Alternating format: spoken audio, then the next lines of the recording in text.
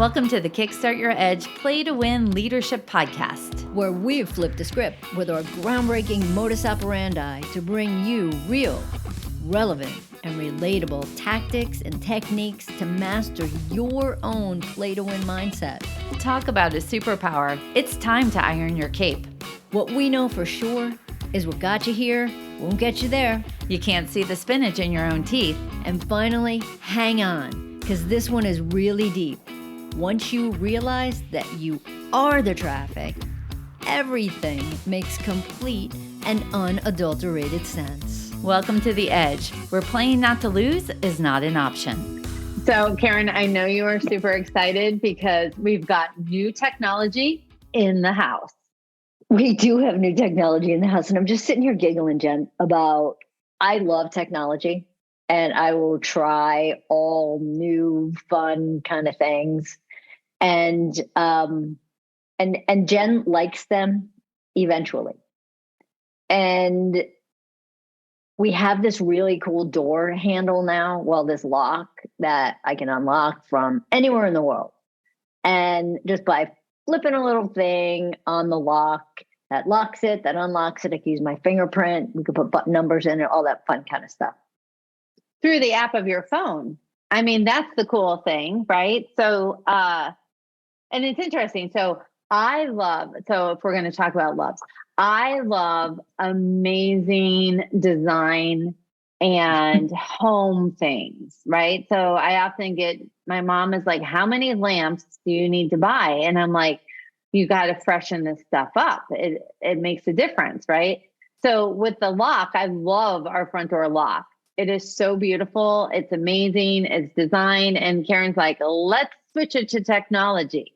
So it's kind of funny, but we're kind of digressing a little bit. But while we do compromise, and I have to tell you, this technology is going to be fantastic because we never have to have a key again.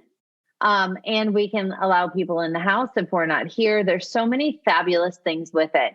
It was interesting because Karen yesterday pulled out the manual that came with it. And she says, look at all of this instruction and expectation setting for this one device that we now have at our fingertips.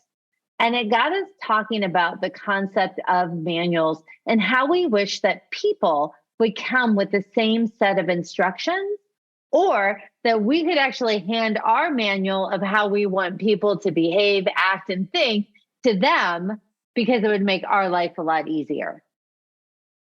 Yeah, and we all have them. And we have them for all the people that we're in relationships with. And it's funny because it makes me think of a conversation that I was having this morning with somebody. And I said to her, but don't you get it? You know what your boss's manual looks like.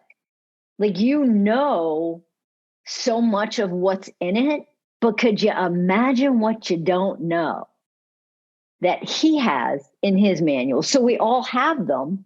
We have manuals for each other people have manuals, but we're not reading each other's stuff. We don't get it because we think that people are operating by a lot of the same instructions. Yeah. So when you think about a manual, it's about really how we think people should roam this big old world of ours, right? Like what they should do, what they shouldn't do, like what do they need to do? What should they believe in? How should they express themselves? All of those things. And when people don't do these things, and remember, a lot of us haven't shared our expectations or our manuals for other people. So when other people aren't doing these things, we're the ones who are frustrated, angry, upset, uncomfortable. And if only people would act a certain way, we would maybe feel better.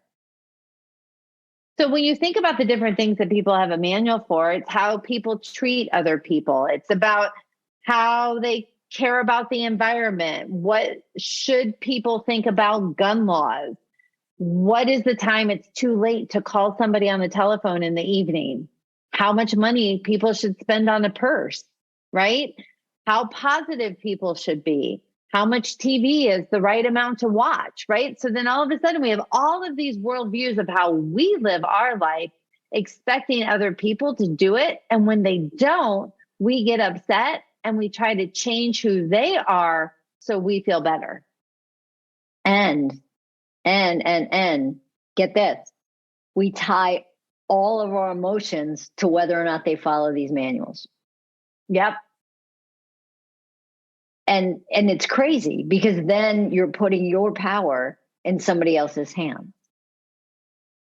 Yeah, it's interesting because we think we're trying to assert control. If you change, you need to do this. You should do this. I'm in control.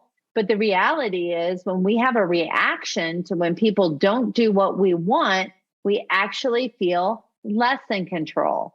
We give the power of the weight of our emotions to our thought about what they do and what they don't do. It's easier just to get rid of expectations. It's easier to just let people be who they are. And then we just sort of work on ourselves. So thinking about it, it's our thoughts that create the negative feelings.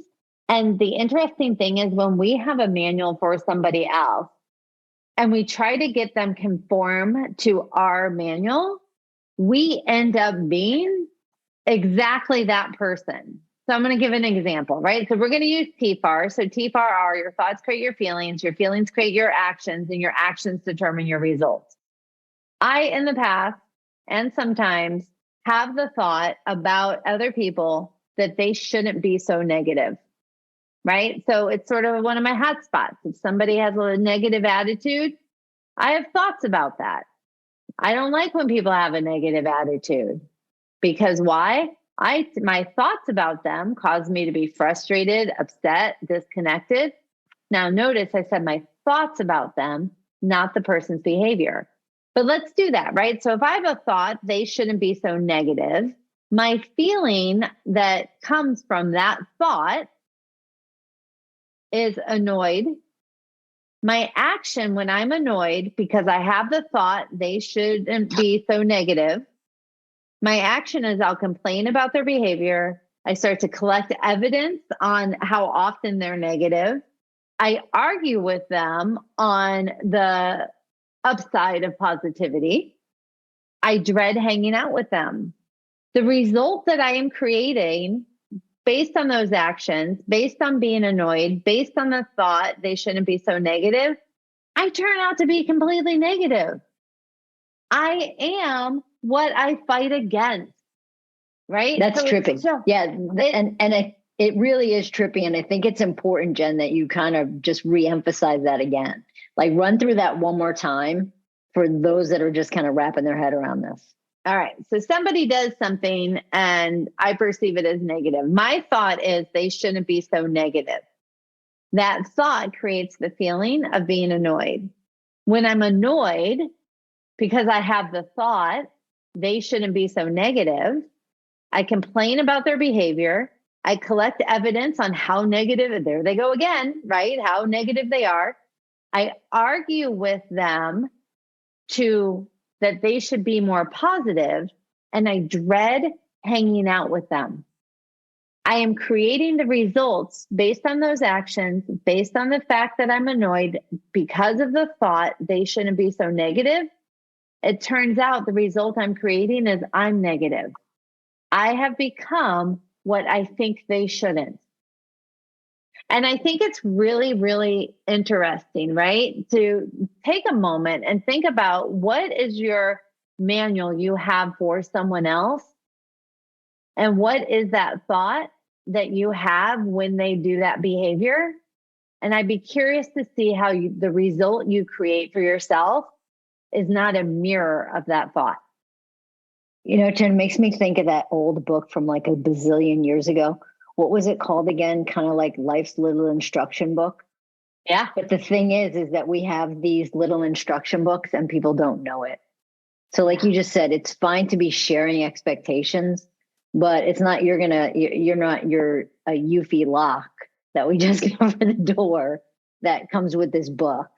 So it's really about understanding people and really understanding that, you know, it's within you to make the changes that you want to make or not make, but not throwing, not having your manual go into somebody else's because we're all different. Yeah.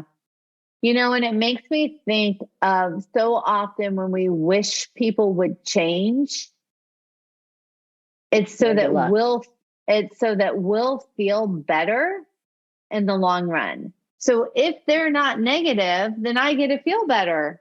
Then I get to have a positive experience. I don't have the uncomfortableness of being with someone who is dissimilar from me. I don't have the uncomfortable, right? So if you're just not negative, then I get to be more comfortable in our interaction. So it's kind of interesting to see that what we're doing is we are giving all of our emotional power to somebody else, because the truth is I can be comfortable even when somebody's negative. And so really go. I was just gonna say my recommendation on this whole thing is that the relationships that you're in, have some really healthy conversations about expectations, but don't expect people to give you something that you can really, fulfill your needs when you can be the one that's fulfilling those needs. I don't know, Jen, in our relationship, I love that you get to do you. I love that I get to do me, because if I wanted you to do you the way I want you to do you, then that's not letting you be you. And that's like, how selfish and unfair is that? And it wouldn't work, because I would be trying to control you, right? Just like you would be trying to control me. Good luck with that. And the same thing, it just doesn't, it's not a healthy, mature kind of relationship. So it's just like, listen, let's have a great time. You do you, I do me. Great. We do us. Yep. And it's interesting because I'll give another example is that the other thing is that you got to know when to hold them and know when to fold them. And you might be going, why are you plunking down Kenny Roger lyrics? And I'll tell you the reason why is because sometimes knowing of each other allows us to step up and saying, you know what, I'll just take care of that. You know what, you can just take care of that. And so then that way, it's not about, I expect you to do it my way. I feel like I'm stuck on words here, but basically it's allowing also for the things that matter to the person, you do it, because it doesn't matter to me. And if it matters to you, all yours. And it's wonderful. And it's a great way to be able to live, because then we're picking and choosing the things that matter, the things that don't. We get to own the things that have more meaning and letting go of the expectation of the other person. So it's important to look at, who do you have a manual for? And how often do they not live up to it? So that you can decide when you can start to let go of expectations for others. All right, Kenny, we're going to walk away or we're going to run. Bye. Bye. Thanks for listening to the Kickstart Your Edge Play to Win Leadership Podcast. Craving more? Of course you are. Check out our website at kickstartyouredge.com, where we fire you up, fan the flames of your competitive edge culture, and ignite your tenacious pursuit of an all-out play-to-win mindset.